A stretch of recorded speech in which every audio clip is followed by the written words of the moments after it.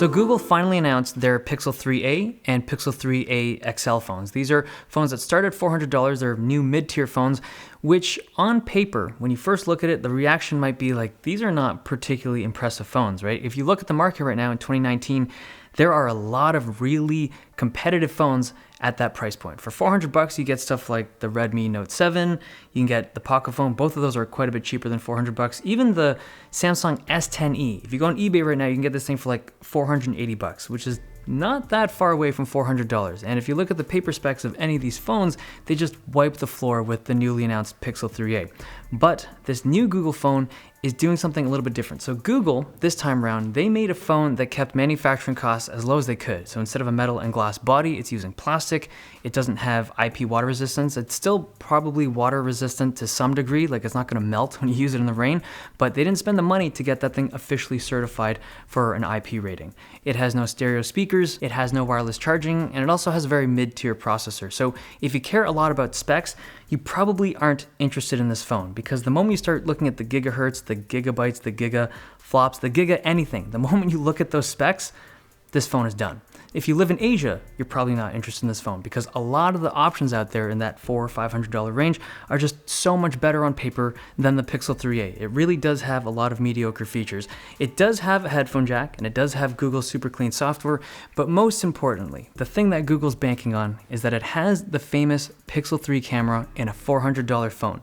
This is a device that has a killer camera in a relatively inexpensive package. See, in this mid-tier market, in that $400 to kind of $550 price point, there are a lot of phones that have kind of flagship features in a very nice looking package, often with glass and aluminum, and they finish off the package with a camera that's kind of good to very good. It still takes very respectable photos, but it's not a camera that's best in class.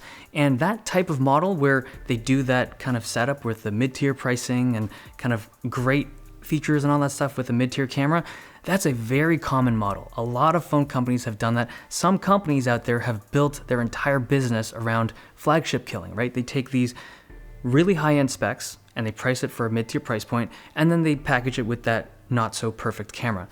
The Pixel 3a does the opposite. Mid-tier specs, simple aesthetics, but it's rocking the best all-around camera, or at least arguably the best all-around camera in the smartphone market right now. It delivers an amazing camera experience for $400. And for some people, that's really the most important thing on their phone. Like now, instead of spending $600, $700, $800 to get a top-tier camera on a smartphone, they can now spend $400. They don't care about the specs, they don't care about any of that stuff, they just want a really good camera for that money.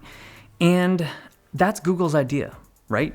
You deliver a phone like this for $400. The problem, however, is that the market is shifting quite rapidly. So in January of 2019, when there were first rumors of this device, I thought that the price point of around $450 would have cut it. Like I thought at $450, if Google can sell it for that price, they'd be good. But the market has shifted. In the 6 months or so, a lot of the flagship phones have come down in price. Now, I still think the Pixel 3a is going to do really well, at least a lot better than the original Pixel devices could have done, just because the price is just, it's quite attractive. And you do get 2 or 3 relatively unique features with this phone. You get the great camera, obviously, but you get a headphone jack, which is increasingly rare in 2019. And you also get Google's software, like the fact that they update quickly, the fact that it's relatively lightweight.